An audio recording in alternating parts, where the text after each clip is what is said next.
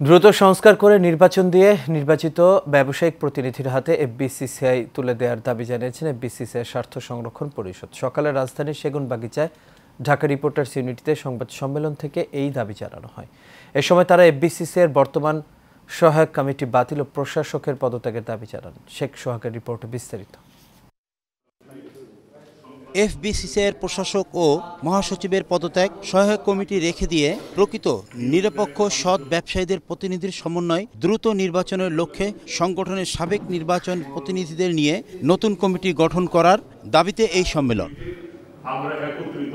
নির্বাচনের জন্য যতটুকু সংস্কার প্রয়োজন ততটুকু সংস্কার করে দ্রুত গতিতে নির্বাচন দিয়ে এফসিসিআইকে ব্যবসায়ীদের হাতে তুলে দেওয়া সহ 4টি দাবির কথা জানান এফবিসিসিআইয়ের স্বার্থ সংরক্ষণ পরিষদের আহ্বায়ক। আমাদের দাবিসমূহ: 1 নম্বর, এফবিসিসিআই নির্বাচিত ব্যবসায়ী প্রতিনিধিকে আমরা প্রশাসক হিসাবে চাই।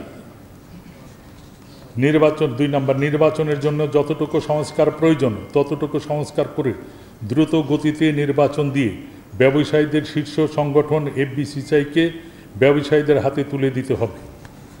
3 নম্বর, অবিলম্বে সহায়ক কমিটি বাতিল করে প্রকৃত নিরপেক্ষ সৎ ব্যবসায়ী প্রতিনিধির সমন্বয়ে ব্যবসায়ী স্বার্থে নতুন কমিটি গঠন করতে হবে, যাদের নিরপেক্ষতা নিয়ে কোনো প্রশ্ন নেই। আগামী 10 দিনের মধ্যে উপরোক্ত দাবিসমূহ না মানা হলে বৃহত্তম কর্মসূচি দেওয়ার হুঁশিয়ারি দেন আনোয়ার হোসেন।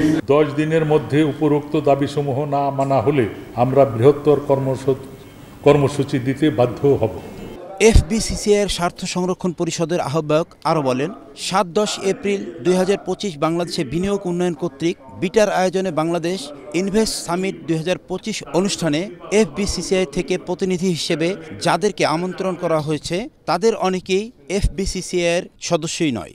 যাদেরকে আমন্ত্রণ করা হয়েছে এদের অনেকেই এফবিসিসিআইয়ের সদস্য নয়। শেখ সোহাগ, এশিয়ান টেলিভিশন, ঢাকা।